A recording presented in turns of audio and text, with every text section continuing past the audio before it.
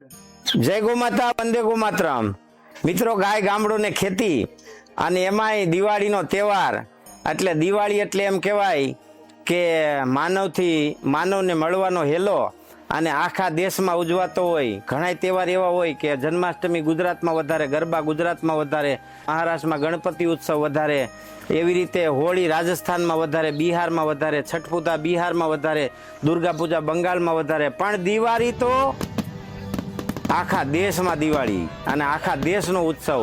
દિવાળીનો ઉત્સવ એટલે ખુશિયા તો છે જ, એના ઘણા બધા અર્થ છે, પણ એની સાથે સાથે દિવાળીમાં ગાયના ઘીના દીવા ઘર ઘરમાં 5 થી 50 થાય અને એ દીવા થાય ગાયના ઘીના દીવા। એક દીવાથી 1 ટન ઓક્સિજનનું શુદ્ધિકરણ થાય। તો મિત્રો, એક ઘરમાં 50 દીવા થાય અને આખા ગામમાં દીવા થાય અને આખા દેશમાં દીવા થાય। ગાયના ઘીના આખા દેશમાં એક સાથે દીવા થાય એટલે આખા દેશનું ઓક્સિજનનું લેવલ વધે, આખા દેશમાં નિરોગીતા વધે, આખા દેશનું પર્યાવરણ સુધરે અને આખા દેશની તંદુરસ્તી જળવાય, એવું પર્વ એટલે દિવાળી। દિવાળીના દીવા મિત્રો, સનાતન સંસ્કૃતિ એક જ એવી સંસ્કૃતિ છે કે જે સર્વજીવ હિતાવ સર્વજીવ સુખામય, એવી સંસ્કૃતિ એટલે સનાતન સંસ્કૃતિનો શિખર પર્વ એટલે દિવાળી।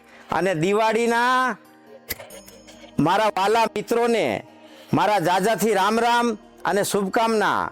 હું કદાચ તમને મળી નથી શકતો, પણ તમારો પ્રેમ મને ડગલે ને પગલે મારા સોશિયલ મીડિયામાં, યુટ્યુબમાં, ફેસબુકમાં, વોટ્સઅપમાં, લિંક્ડઇનમાં દેખાઈ રહ્યો છે, જેના હિસાબે મારા કાર્યની ઉન્નતિ થાય છે। અને આવો ને આવો પ્રેમ તમે આપતા રહ્યો અને 2026 આવનારું દિવાળી વર્ષ ખૂબ તંદુરસ્ત, નિરોગી, પ્રાણવાન, તેજસ્વી અને ગોમય બની રહી એવી ભગવાનને, ગૌમાતાના ચરણોમાં મારી પ્રાર્થના। જય ગૌમાતા, વંદે ગૌમાતરમ।